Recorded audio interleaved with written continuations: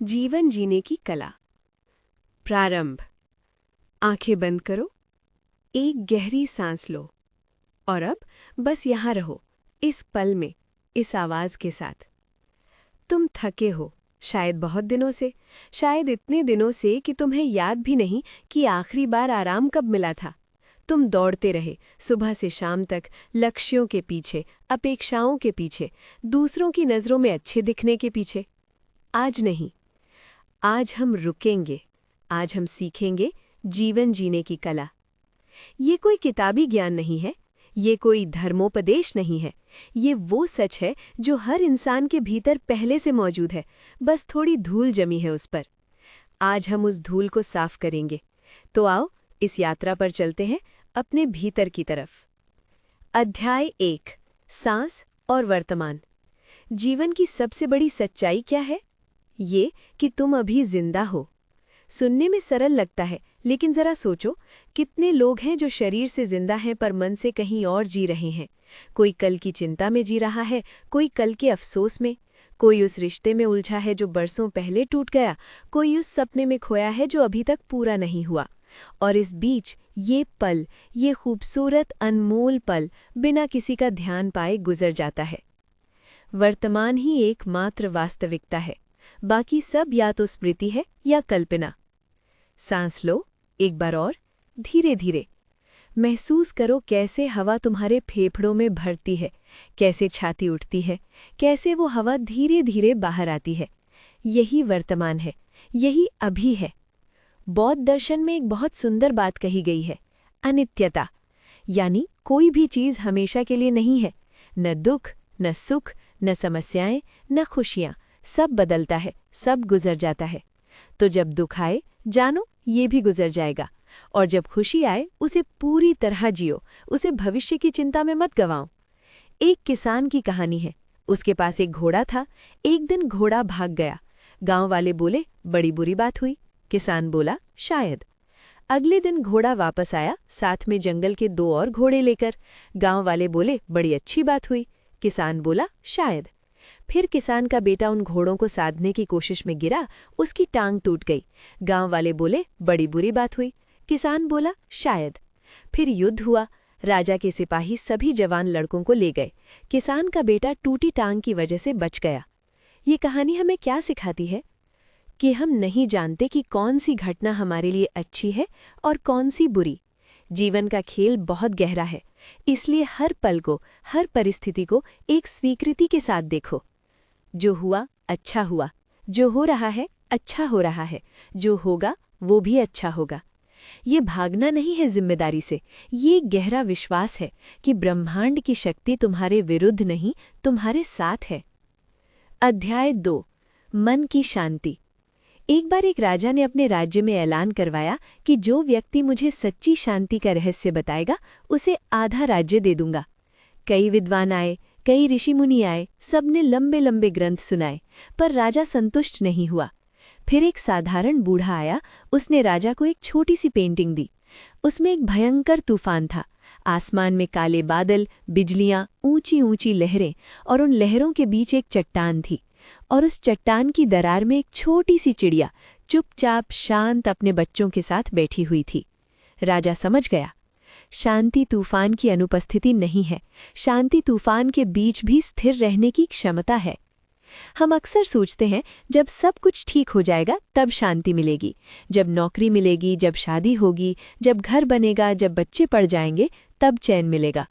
पर ये तब कभी नहीं आता, क्योंकि जीवन की परिस्थितियां कभी पूरी तरह अनुकूल नहीं होती। शांति एक अवस्था नहीं है जो बाहर से मिलती है, शांति एक चुनाव है जो तुम अभी इसी पल कर सकते हो। मन को शांत करने के लिए 3 चीज़ें सबसे ज़रूरी हैं। पहली, स्वीकृति। जो है उसे स्वीकार करो। प्रतिरोध ही दुख का मूल है। जब हम कहते हैं ऐसा नहीं होना चाहिए था, हम उस चीज़ से नहीं लड़ रहे जो हुआ, हम वास्तविकता से लड़ रहे हैं, और वास्तविकता से लड़ाई में हमेशा हम हारते हैं। दूसरी, वर्तमान में रहना। हम पहले ही इस बारे में बात कर चुके हैं, पर इसे दोहराना ज़रूरी है, क्योंकि मन का स्वभाव ही भटकना है। बार बार उसे वापस लाओ, बिना निर्णय के। तीसरी, कृतज्ञता।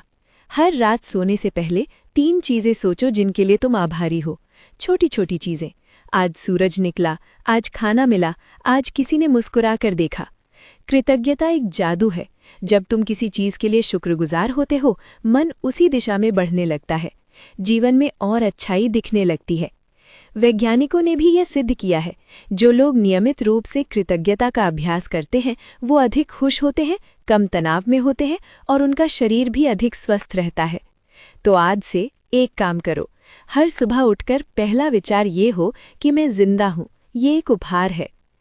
अध्याय 3, रिश्ते और प्रेम। जीवन की सबसे बड़ी दौलत क्या है? पैसा, नाम, सफलता? नहीं, जीवन की सबसे बड़ी दौलत है प्रेम। वो रिश्ते जो तुम्हें बिना किसी शर्त के स्वीकार करते हैं। हार्वर्ड यूनिवर्सिटी ने 80 साल तक एक अध्ययन किया, दुनिया का सबसे लंबा हैप्पीनेस स्टडी, और उसका निष्कर्ष था कि खुशी का सबसे बड़ा कारण पैसा नहीं, सफलता नहीं, बल्कि गहरे और मीनिंगफुल रिश्ते हैं। पर हम अक्सर रिश्तों को हल्के में लेते हैं। हम अपना सबसे अच्छा वक्त, अपनी सबसे अच्छी ऊर्जा काम पर लगाते हैं, और घर आकर जो बचता है, थकान, चिड़चिड़ापन, वो परिवार को देते हैं। सबसे ज्यादा प्यार उन्हें चाहिए जिन्हें तुम रोज देखते हो। प्रेम एक क्रिया है, एक भावना भर नहीं। प्रेम तब होता है जब तुम किसी के लिए समय निकालते हो, जब तुम सुनते हो, सच में सुनते हो, जवाब देने के लिए नहीं बल्कि समझने के लिए। एक पत्नी ने एक बार अपने पति से पूछा, क्या तुम मुझसे प्यार करते हो? पति बोला, मैंने तुम्हारे लिए घर बनाया, बच्चों को पढ़ाया, सारी जरूरतें पूरी की, और तुम पूछ रही हो? पत्नी चुप हो गई। पर वो जो चाहती थी वो था एक पल, बस एक पल, जब पति उसकी आंखों में देखे और कहे, हाँ, मैं तुमसे प्यार करता हूँ। जीवन की भाग दौड़ में हम भूल जाते हैं कि रिश्तों को वर्ड्स चाहिए, टाइम चाहिए, प्रेजेंस चाहिए। आज किसी एक इंसान को बताओ कि वो तुम्हारे लिए कितने जरूरी हैं, माँ को, पिता को, दोस्त को, साथी को। और माफी के बारे में भी बात करें। क्रोध एक जहर है जो तुम किसी और को देने की सोचते हो पर खुद पी जाते हो। जब तुम किसी को माफ नहीं करते तो तुम उस इंसान को नहीं, खुद को सजा देते हो। उसकी याद, उसकी गलतियां, उसका दर्द सब तुम्हारे मन में रहता है। वो शायद चैन से सो रहा हो। माफ करना कमजोरी नहीं है, माफ करना सबसे बड़ी ताकत है। और याद रखो, माफ करने का मतलब भूलना नहीं है, माफ करने का मतलब है उस दर्द को खुद से आज़ाद करना। तुम उस दर्द से बड़े हो, उसे छोड़ दो। अध्याय 4, असफलता और साहस।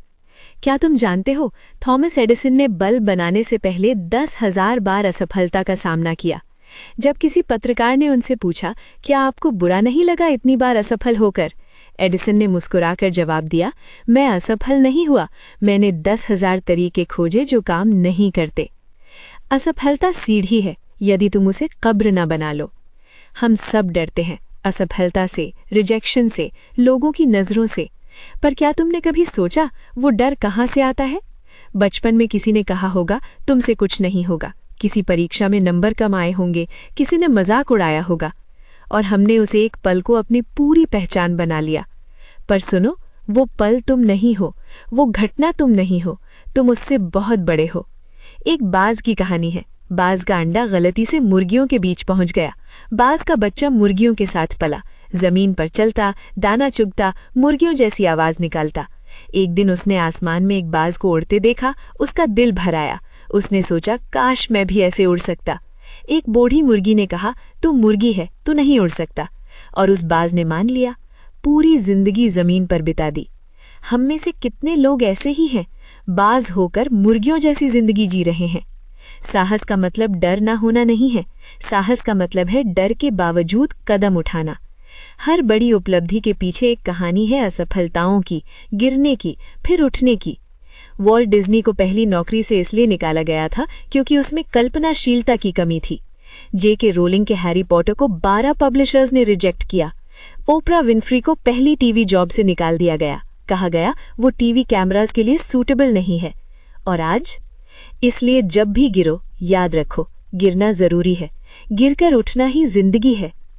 अध्याय 5, स्वयं को जानो। सुकरात ने कहा था, नो thyself, खुद को जानो। पर हम सबसे ज्यादा भागते किससे हैं? खुद से। हम हमेशा बाहर कुछ ढूंढते रहते हैं, नई जगह, नया इंसान, नई चीज। पर जो असली खालीपन है वो हमारे भीतर है, और बाहर की कोई भी चीज उसे नहीं भर सकती। खुद को जानने का मतलब है अपनी शक्तियों को जानना, अपनी कमजोरियों को स्वीकार करना, अपने मूल्यों को पहचानना कि तुम्हें क्या सच में जरूरी है। पैसा, सम्मान, स्वतंत्रता, प्रेम। जो अपने भीतर नहीं देखता वो बाहर जो भी देखता है वो भ्रम है। एक सरल व्यायाम करो। एक कागज लो, लिखो, अगर मुझे पता हो कि मैं 1 साल बाद मर जाऊंगा तो मैं अपनी जिंदगी कैसे जीऊंगा, क्या बदलेगा, क्या छोड़ोगे, क्या शुरू करोगे, किससे माफी मांगोगे, क्या कहोगे उन लोगों से जिनसे प्यार करते हो। ये एक्सरसाइज तुम्हें बताती है कि तुम्हारे लिए क्या सच में मायने रखता है। और एक बड़ा सवाल, क्या तुम खुद से प्यार करते हो? नहीं, इस तरह का प्यार नहीं जो घमंड में बदल जाए, बल्कि वो प्यार जो एक माँ अपने बच्चे से करती है, बिना किसी शर्त के, गलतियों के बावजूद, कमजोरियों के बावजूद। हम खुद के साथ सबसे ज्यादा कठोर होते हैं, खुद को सबसे ज्यादा जज करते हैं। पर सोचो, अगर तुम्हारा सबसे प्रिय दोस्त वो सब कहता जो तुम खुद से कहते हो, क्या तुम उसके साथ रहते? नहीं। तो फिर खुद से वो बातें क्यों? आज से एक काम करो, अपने भीतर की उस आवाज को बदलो। जब भी वो आवाज कहे तुमसे नहीं होगा, तुम कहो मैं सीख रहा हूं। जब कहे तुम बेकार हो, कहो मैं बढ़ रहा हूं। जब कहे कोई तुम्हें पसंद नहीं करता, कहो मैं खुद को पसंद करता हूं। ये छोटी सी शिफ्ट तुम्हारी पूरी जिंदगी बदल सकती है। अध्याय 6, समय की कीमत। समय एक ऐसी चीज है जो एक बार चली जाए तो वापस नहीं आती। पैसा खो जाए तो कमाया जा सकता है, रिश्ते टूट जाएं तो जोड़े जा सकते हैं, स्वास्थ्य खो जाए तो वापस पाया जा सकता है, पर समय हर पल हमेशा के लिए चला जाता है। आज से ठीक 10 साल बाद तुम पीछे मुड़ोगे, क्या देखोगे? क्या तुम कहोगे मैंने वो जिया जो मुझे जीना था, या कहोगे काश? काश, ये शब्द दुनिया का सबसे भारी शब्द है। काश मैंने उस रिश्ते को थोड़ा और समय दिया होता, काश मैंने वो यात्रा की होती, काश मैंने वो किताब लिखी होती, काश मैंने माँ बाप के साथ थोड़ा और वक्त बिताया होता। जीवन की सबसे बड़ी त्रासदी यही है। तो आज एक सूची बनाओ, वो चीज़ें जो तुम एक दिन करना चाहते हो, और फिर उनमें से एक को अभी शुरू करो। एक दिन कभी नहीं आता, आज ही एक दिन है। और साथ ही ये भी सीखो कि समय को कहाँ नहीं देना है।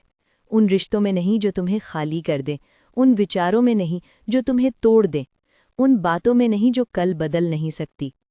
वॉरेन बफेट से किसी ने पूछा, आप इतने सक्सेसफुल कैसे हैं? उन्होंने कहा, मैं हर उस चीज़ को ना कहता हूं जो मेरे लिए सबसे ज़रूरी नहीं है।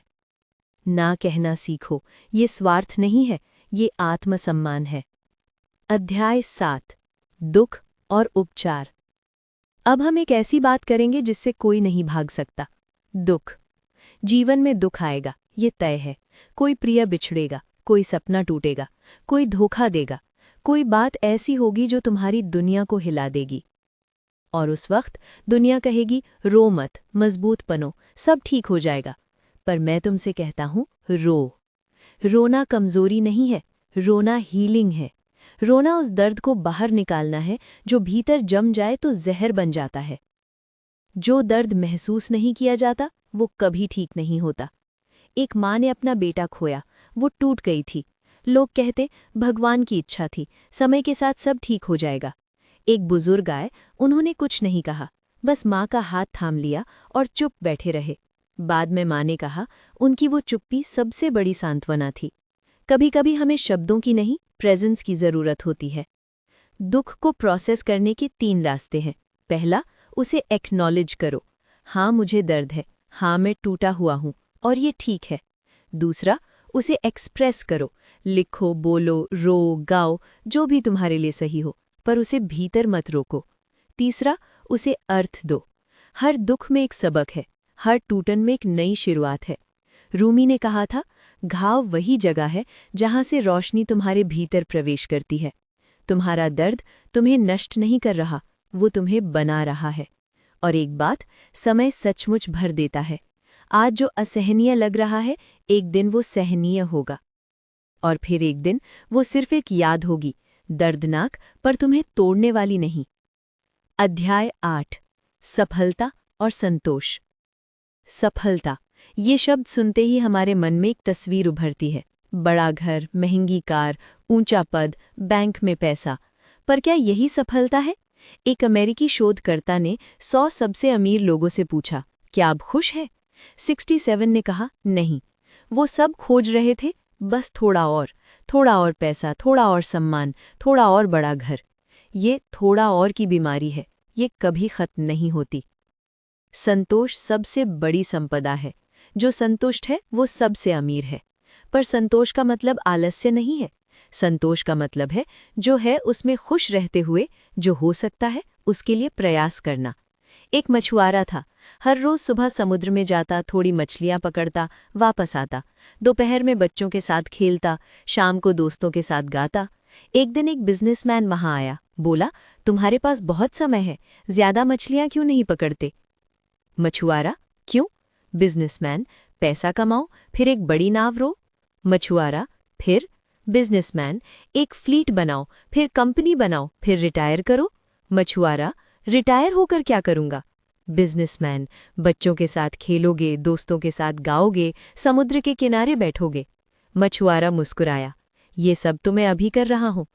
ये कहानी हमें सोचने पर मजबूर करती है कि हम जो चाहते हैं, क्या वो वाकई वही है, या हम किसी और की परिभाषा की सफलता के पीछे भाग रहे हैं। अपनी सफलता की परिभाषा खुद लिखो। क्या तुम्हारे लिए सफलता का मतलब है अपने परिवार को वक्त देना, या दुनिया की यात्रा करना, या कुछ ऐसा बनाना जो दूसरों के काम आए? जो भी हो, वो तुम्हारी सफलता है, किसी और की नहीं। अध्याय 9, अध्यात्म और आत्मा। अब हम उस जगह पर आते हैं जहां से असली परिवर्तन शुरू होता है।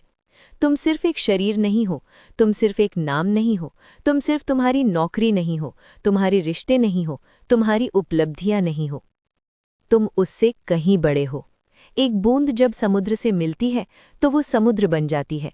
इसी तरह जब हम उस परम शक्ति से जुड़ते हैं जो इस ब्रह्मांड को चला रही है, तो हम भी उसी का हिस्सा हो जाते हैं।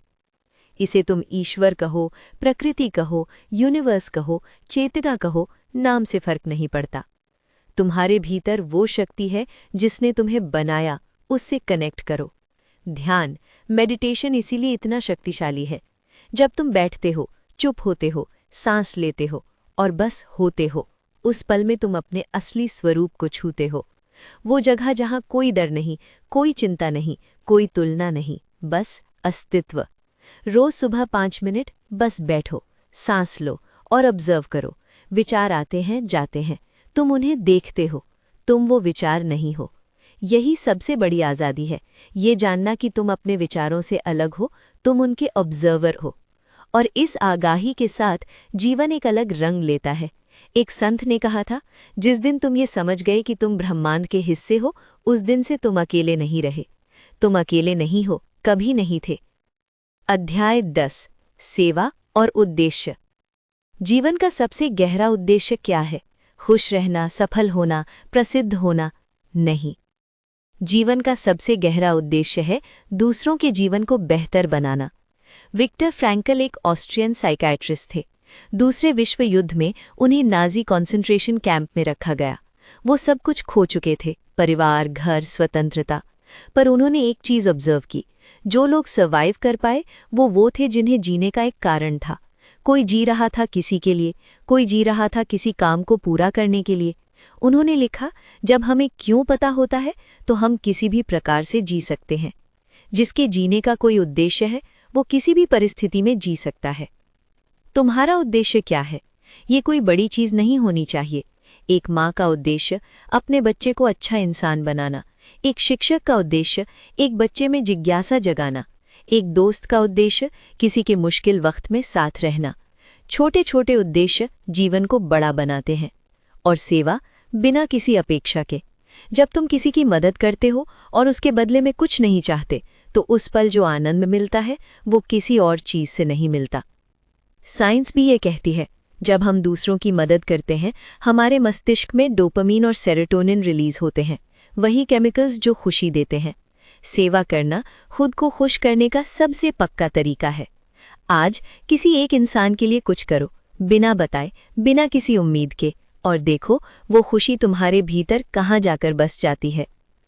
अंतिम अध्याय, एक नई सुबह। हम इस यात्रा के अंत पर आ गए हैं, पर असल यात्रा अभी शुरू होती है। आज तुमने बहुत कुछ सुना। वर्तमान में जीने की कला, मन की शांति का रहस्य, रिश्तों की गहराई, असफलता का सामना, खुद को जानना, समय की कीमत, दुख का उपचार, सफलता की नई परिभाषा, अध्यात्म की शक्ति और सेवा का आनंद। पर यह सब तभी काम आएगा जब तुम इन्हें जियोगे। एक किताब पढ़ने से तैरना नहीं आता, पानी में उतरना पड़ता है।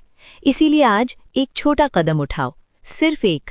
किसी को माफ करो, खुद को माफ करो, किसी से मैं तुमसे प्यार करता हूं कहो।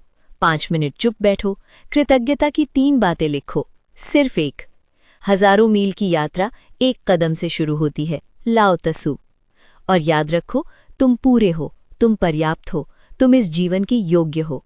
ये जीवन, ये अनमोल, अद्भुत, एक बार मिलने वाला जीवन एक उपहार है। इसे लापरवाही से मत गवाओ, इसे डर में मत बिताओ, इसे दूसरों को खुश करने में मत खपाओ। इसे पूरी तरह जियो, हर सांस के साथ, हर पल के साथ, हर रिश्ते के साथ। जीवन जीने की कला यही है। ओम शांति। जियो पूरी तरह, हर पल।